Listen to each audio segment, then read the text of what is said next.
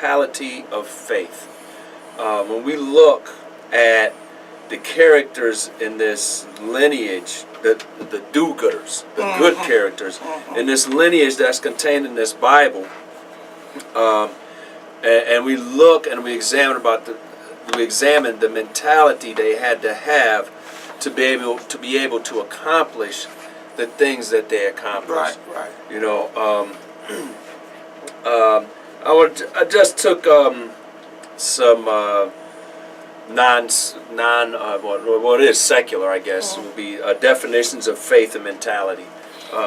Faith is confidence or trust in a person, thing, or event. Like, you know, some parents whose child is missing, they would have faith that one day their child would be returned to them. Right, exactly. You know, so they have faith in that. You know, they have that confidence that one day it's going to happen. Right. So it's confidence or trust in a person, thing, or event. It's belief or obedience to a system of belief or ethics or integrity. Like the code of, I don't know, the Marines have a certain code and a brotherhood that when you serve, well, you've been there, you know, it's a brotherhood that you stick together and you do and you go accomplish the task. Right. And you basically try to leave no one behind and make sure you gather all your people and take care and you accomplish the task. So that would be a faith in that code that had been established. It's also the observance of that obligation or fidelity and or integrity to a person, a promise that you made, an oath, and it's also something like loyalty. Right. And those are associated words. You know, and the mentality is basically your mental ability of understanding and your outlook or attitude regardless of events that happen. So, considering that, we want to go back into Noah's time. So, let's go to Genesis. I believe it is 6. And just in case there are some people that have succumbed to the tremendous monetary outlay over the hundreds of years to prove that the Bible doesn't exist. You know, starting with like the uplift of Egypt and stuff like that, you know, and other doctrines that came out developed by men to prove that the Bible doesn't exist. I just want to point to the Sumerian king list, which is a cuneiform cylinder that was found in Sumeria, and like all of the artifacts proving our heritage, and you know the things that, like for instance, the tablets that they found in America that proved that the Aboriginals were writing in Hebrew, and speaking different dialects of Hebrew. Those got snatched up by the Smithsonian and never to be heard from again, but they took pictures. But the Sumerian kings list is a list of kings, and it goes down so far, and then it says, then the great flood happened. You know, so that's proof that there was a great flood. So I want to go, therefore, to why it happened, and then also I want to look at the mentality that Noah had to be different. The faith and the mentality he had to act according to that faith, to be different in that world, because it's something that we should look at. Okay, Genesis chapter 6, verse 5. Genesis 6, verse 5. And God saw that the wickedness of man was great in the earth, and that every imagination of the thoughts of his heart was only evil continually. Go ahead. And it repented the Lord that he had made man on earth, and it grieved him at his heart. So it's like, you know, when your first car you had, it was a hoopty, and you went and bought them $3,000 rims, and then like 2 months later the transmission went, and then you needed like $2,500 to fix the transmission, and you're just like, Why did I get the rims, man? Right. That's something similar to how the Lord felt. He was like, I gave these cats free choice, and oh, I'm beeping. That's you? One of us is beeping. Sorry about that. But he was like, why? I gave these guys free choice and everything. And what's going on? What did they do? Right. I laid everything out for them. Mm-hmm. I gave them the wisdom.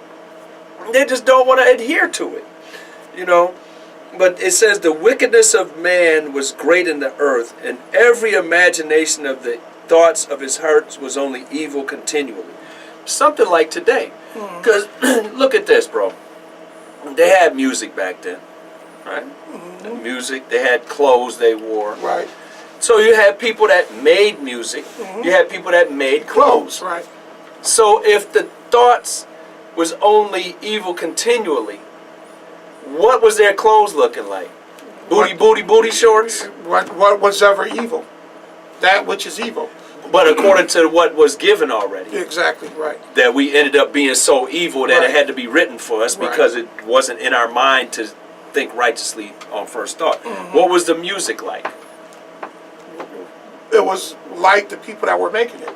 It was evil. Evil, right. Something like today's music. Right. And the music and the stuff that's all around us that are created by, if you do the research, evil people, or if you don't have to research it, just look at it. Right. And what the fruits of it is. Yeah. Thou shalt not murder, thou shalt not steal. We had, BET became a cable powerhouse, showing videos portraying us killing, stealing, robbing, extorting each other, buying 2,500 pounds or something for a set price, and then selling a little teeny tiny bit of it for $50.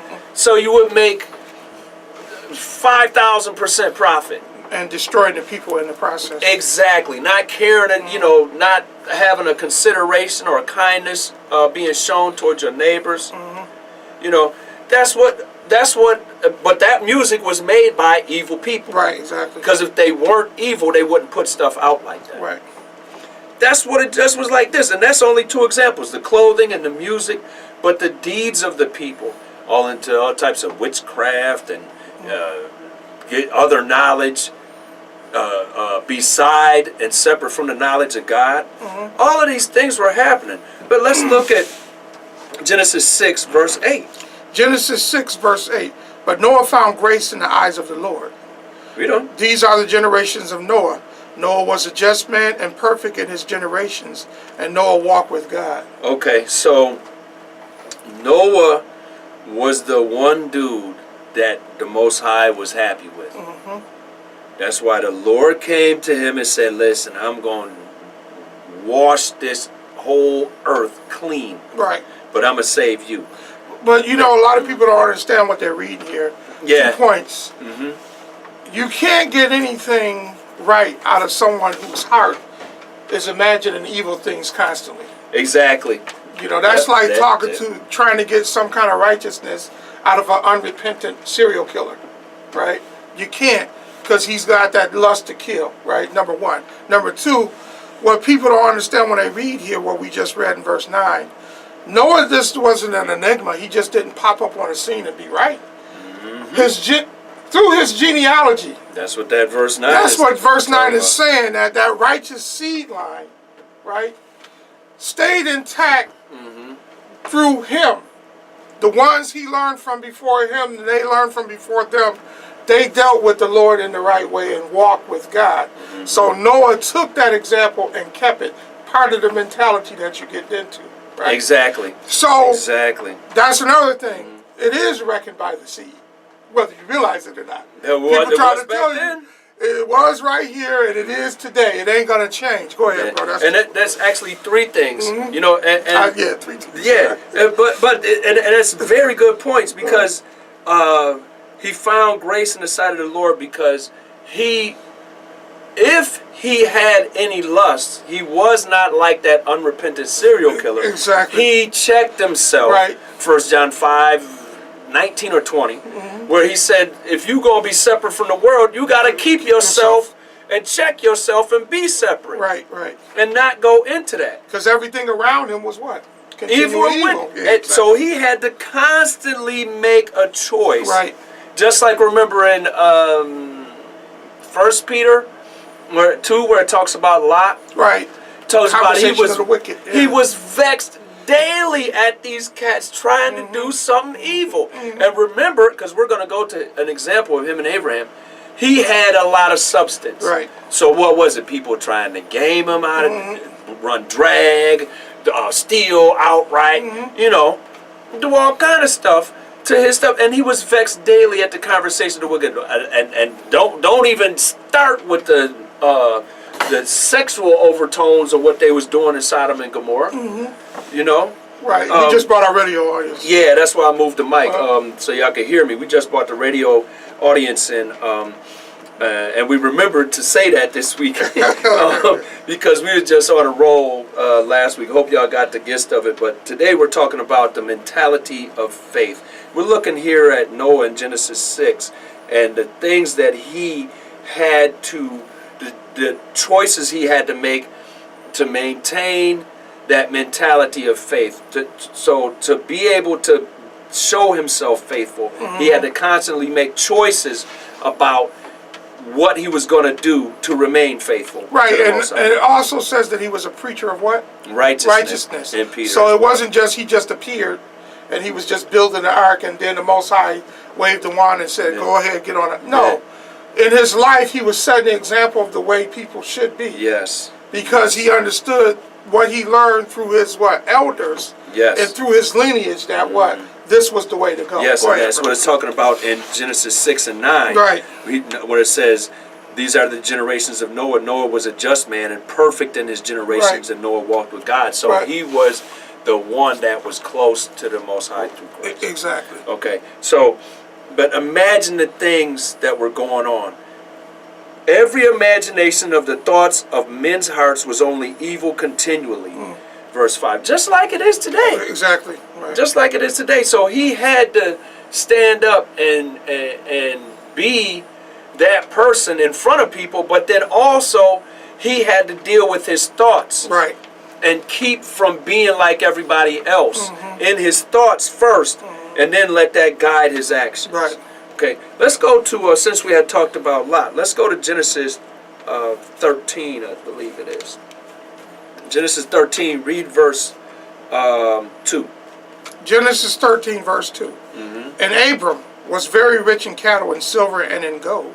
Okay, so read verse 5.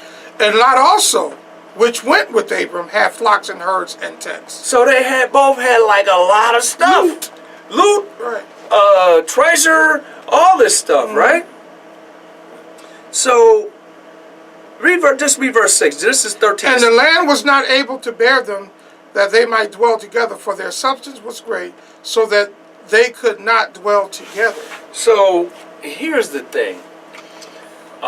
Cattle and sheep and stuff and herds, that stuff was valuable back in those days because you could get sustenance from them, and you could get money for them trading and selling, and it was looked at as a form of money because there was no global currency man-made at the time. There was things that were on the earth that men used as different tangible, touchable. Right.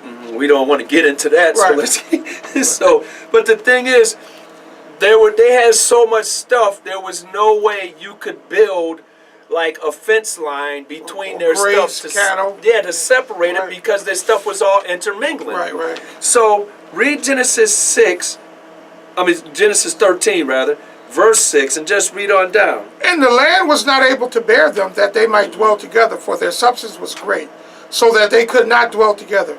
And there was a strife between the herdmen of Abram's cattle and the herdmen of Lot's cattle, and the Canaanite and the Perizzite dwelled in the land. So hold on. So what happened was there was strife coming up, and people were doing this all the time. Some people were still here, people still there. They were fighting wars. People was going over here, capturing these people.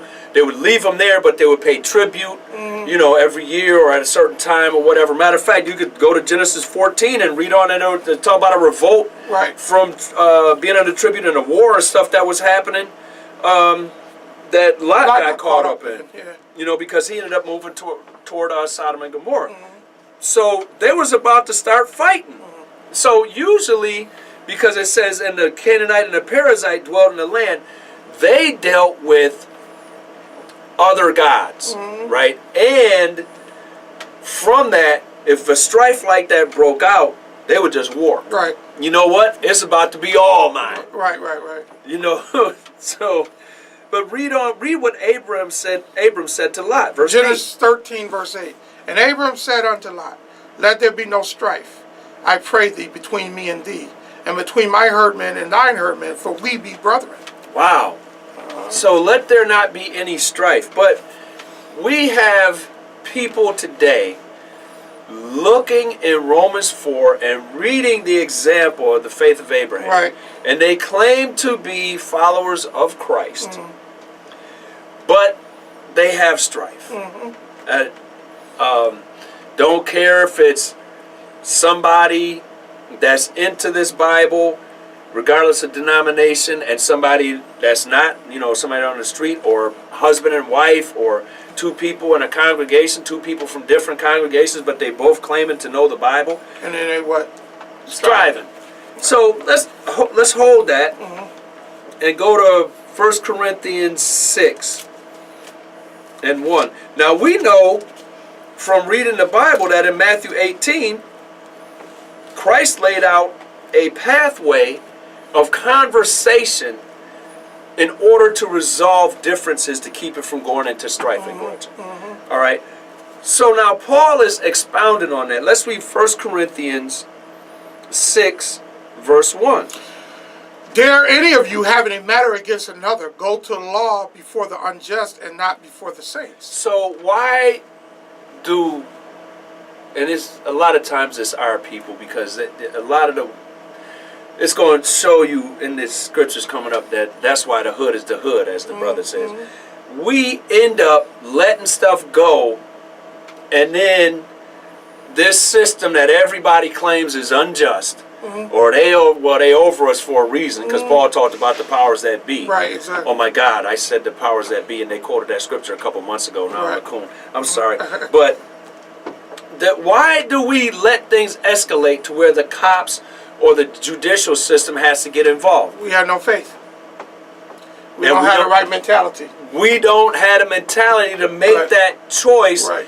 Even though you may struggle dealing with it at first, you can teach us. If people have taught themselves another language using Rosetta Stone, and they're like 55, 60 years old. Right, exactly. Because they wanted that. Right.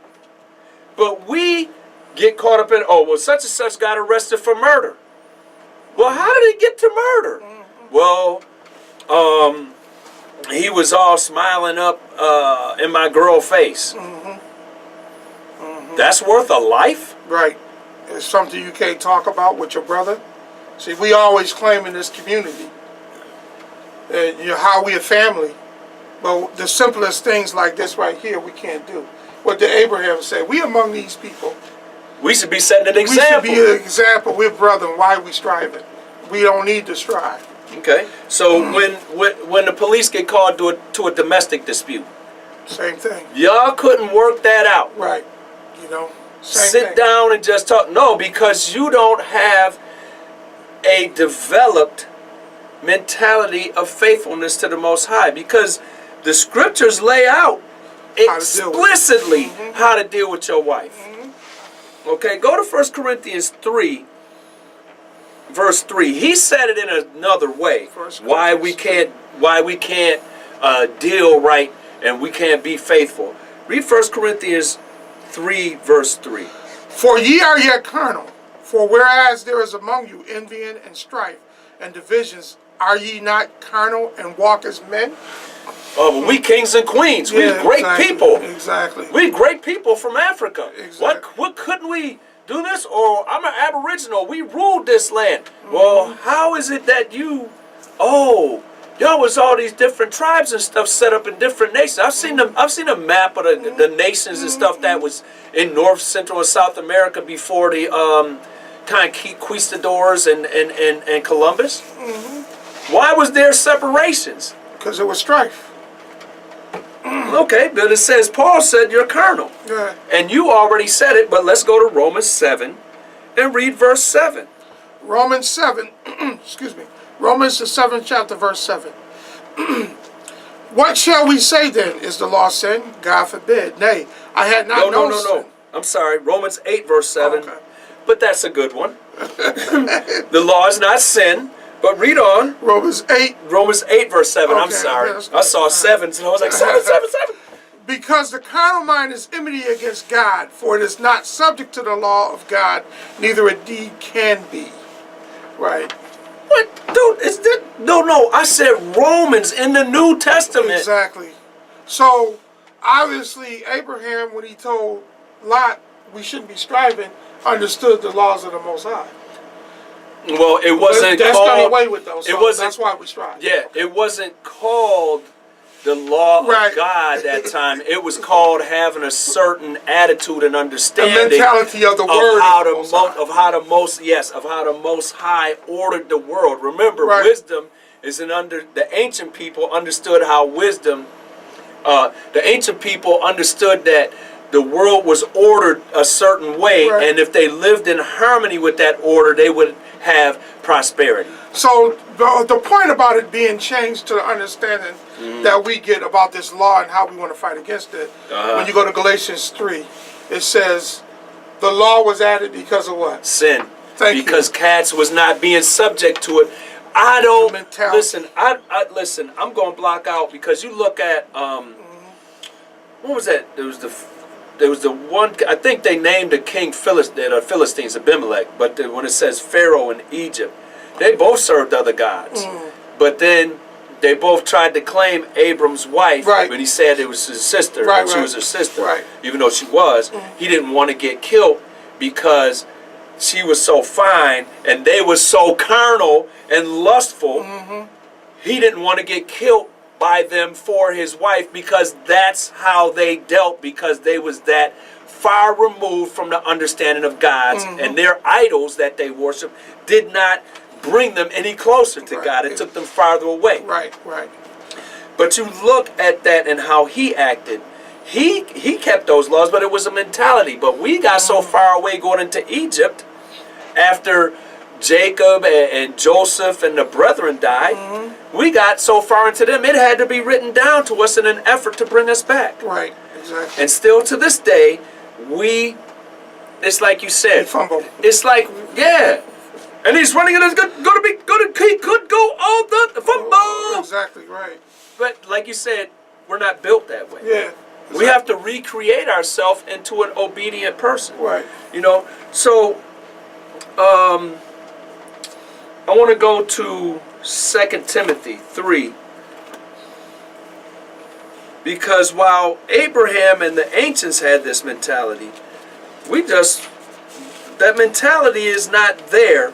So it had to be written down so that we can study these words to exercise ourselves to have that mentality. Like Hebrews 4 or 5, you have to study and you have to have your senses exercised to determine Hebrews 5. Hebrews 5 to determine good from evil. Right, exactly. It's just not gonna, I'm rubbing shoulders with a Catholic priest. Well, if that's the wrong priest, you got a problem. Okay, so what you're saying about the how it was recorded and why, you can look in the scriptures to find out. Because if you read during Jehu's reign, that's when he was the king in Israel. Yeah. They were rumbling around in some old place and stumbled up on some books. Hey, what is this? They were so far removed they know what the from book the word of the Most High, they didn't even know what the books of Moses were. So they had to go get a garment, a seamstress in this time, Huda, who her husband was a great man in Israel. She knew what the books were. And she had to explain to them This is our heritage, and this is why we suffer the things we suffer, because we totally want to. This is the same thing that we have to deal with today. People think the Bible is not relevant, but it's just a repetitive storyline and understanding of what we as a people are and have become and what we need to be. Well, you have to look at the outlay given over hundreds of years just in this country. Because I don't want to get on a worldwide scope, but this country is an example. You had to have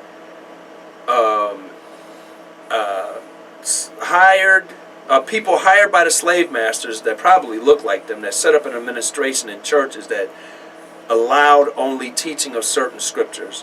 Because we couldn't have Nat Turners reading the Bible, knowing who they were, and trying to take their revenge in their own hands when that revenge was going to be revenged by the Most High.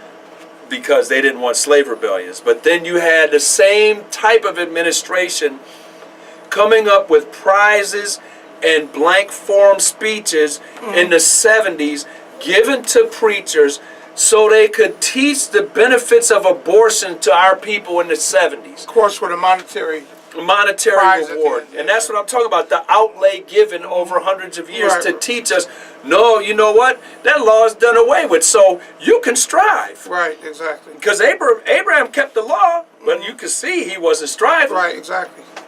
You know? So this is what we get in these days, which are just like the days of old in Noah's time. Right, exactly. 2 Timothy 3. Read 1 through 5. 2 Timothy 3, 1 through 5. This know also that in the last days perilous times shall come, for men shall be lovers of their own selves, covetous, boasters, proud, blasphemers, disobedient to parents, unthankful, unholy, without natural affection, truce breakers, false accusers, incontinent, fierce, despisers of those that are good, traitors, heady, high-minded, lovers of pleasure more than lovers of God, having a form of godliness, but denying the power thereof. From such turn away. Because they are not right. Right. And they don't have the right mentality, and that's not a good example for you. The imagination of their heart is what? Evil continually. That's the same thing that went down in Noah's time. Exactly. And this is what it's showing, the same thing. Exactly. What do you say? Watch out for that. Yep. Be Noah, not like these people. Yeah. Be like Noah. Be like Noah this time. Yep. Not like these people. Okay. Read, I'm in Luke getting ready to tell you to go to Mark. Read Mark 3. 1 and just keep reading. Mark 3 verse 1. And he entered again into the synagogue, and there was a man there which had a withered hand. This is Christ. And they watched him, whether he would heal him on the Sabbath day, that they might accuse him. Because they wanted to put him to death. Go on. And he saith unto the man which had the withered hand, stand forth. And he saith unto him, is it lawful to do good on the Sabbath days, or to do evil? To save life or to kill? But they held their peace. And when he had looked around about on them with anger, being grieved for the hardness of their hearts, he saith unto the man, stretch forth thy hand. And he stretched it out, and his hand was restored whole as the other. Read on. And the Pharisees went forth and straightway took counsel with the Herodians against him, how they might destroy him. Wasn't Herod an Edomite? Yeah. And then the Herodians so they went to another nation. Right, well, they did that with the whole crucifixion thing. Yeah. They went to another nation to, listen, we got to put this cat to death. Because what, in John 11, he going to take our place in nation. Everybody going to follow him. Exactly. So we got to find some way to justify putting this cat to death. That's sort of like what they do digitally today. Yeah. If they don't want to agree with you, so we go and nix you out of existence. We're going to cut you off of social media. Exactly. Same thing. There'll be no trace of you left. Exactly. Because you speak of something that we don't agree with. Exactly. And this is what was going on. It's the same mentality, but it ain't the mentality that you bringing out that we should have, like Noah and Abraham, that mentality of faith. Go ahead. Yeah, and Christ. But exactly. Look, read verse 7. Christ had But Jesus withdrew himself Jesus withdrew himself with his disciples to the sea, and a great multitude from Galilee followed him, and from Judea. Okay, so he basically could have caused 12,000 see a bottle of bread to fall from the sky and just bury him. Right. Or he could have like caused a wave to come out of the sea, and as it was coming up over him, about to splash down on him, it could have turned into wine. Or like he said, call a legion of angels down to destroy them. But well, he didn't do that. He didn't do that because that's not the proper mentality to be right and walk with God. Because, as he stated, he didn't come to destroy men's lives, but to do what? To repair them. And save them. That's the point. So the mentality has to be what? Right. Yes. To enter into that salvation through what? That mentality of faith you bring it out. Exactly. So I want to go to Proverbs 22, 17. Proverbs 22, verse 17. And this is a problem that a lot of us have, because not only are we impatient and inconsiderate and antisocial, but those tendencies tend to make us wise in our own eyes. So we are implacable and will not hear, but we claim to be spiritual. Right. I don't care who you are, BHI, CHI, COGI, what's good, Christian, Anna-Christian, Annie Oakley, whoever. You think that we cannot do this. Proverbs 22 and 17. Bow down thine ear and hear the... Yeah, exactly. Why should I listen to you reading out the Bible? What is bow my ear? What do you mean? Means humility and say, what is that? Let me hear that again so I can... No, why would I do that? I've read the lexicon. Exactly. I've read the lexicon, I've read this, I know this, I do that, and the pyramids. I ain't got to listen to you. And you know what? That Bible, here's a litany of excuses why I don't have to listen to you. Yeah, matter of fact, let me just close your social. Let me block you. Delete your block social you media on social media. Yeah. Because I don't want to hear. Okay, Proverbs 22:17. Bow down thine ear and hear the words of the wise, and apply thine heart unto my knowledge. For it is a pleasant thing if thou keep them within thee. They shall withal be fitted in thy lips. So over time it'll be fitted in your lips, and you know. How does it come from your lips, fitted into your lips? Because it has to be where? In your mind first. Exactly. But what do you have to do? Read Proverbs 23:23. 23:23? 23:23. Okay. Proverbs 23, verse 23. Buy the truth and sell it not, also wisdom and instruction and understanding. So, how can we buy the truth? Is it for sale? Ask any pastor or guru or, I don't know, spiritual leader, imam that's up there, got all this money. Ask them how can we buy the truth. Go to Isaiah 55. This is the famous, remember how Gnostics, we read about Gnostics a while back, and it says how they could bend the scriptures to their will. This passage has been bent to mean come as ye are, meaning stay as ye are. Just come and drop that loot. I was going to say, have your pockets full. Yeah. Isaiah 55:1. Keep reading. Isaiah 55, verse 1.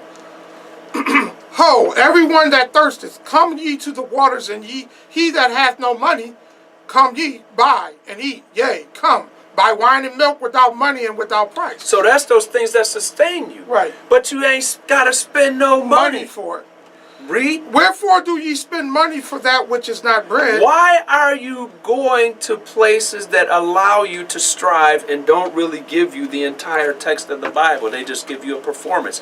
And I'm not just coming down on churches. I'm coming down on cult centers, recreation centers, and gyms, and where cats be doing all this both dancing and aerobic working out. And you know, what did the brother say? If you don't come to me at my school and learn from me, it's not the truth. Israelite groups included, because they're not dealing with the understanding of Christ. Exactly, right. Read verse 2 again. Wherefore do ye spend money for that which is not bread, and your labor for that which satisfieth not? Why are you marching for nothing?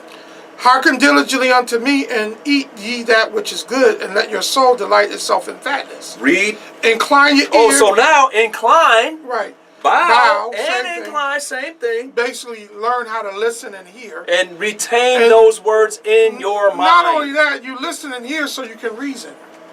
And understand and discern between good and evil. Exactly. Hebrews 5. Incline your ear and come unto me. Hear, and your soul shall live. And I will make an everlasting covenant with you, even though the sure mercies of David. Let me just say this. Go ahead. I learned this lesson when I was a very young kid. I did not like to listen to my parents. But I didn't have parents and people around me that, oh, I don't know what I'm going to do with this kid. Every time I did something and it was the result of not listening, exactly. So this is, you can learn the easy or the hard way. Only to guide you. All I had to do, 2 minutes. All I had to do was listen to what was being told. Go ahead, bro. And no. You're good. And it would have been much easier for you. You would have been less punishment. Probably a lot more candy. Exactly. You know? So let's go to Hebrews 6:13, because the promise came to us and it was reinforced by Christ. Right. Read 13, read all the way down. 2 minutes, it shouldn't be more than 2 minutes. Hebrews 6 and what? 6 and start at 13. Hebrews 6 verse 13. For when God made promise to Abraham, because he could swear by no greater, he swore by himself, saying, surely blessing I will bless thee, and multiply I will multiply thee.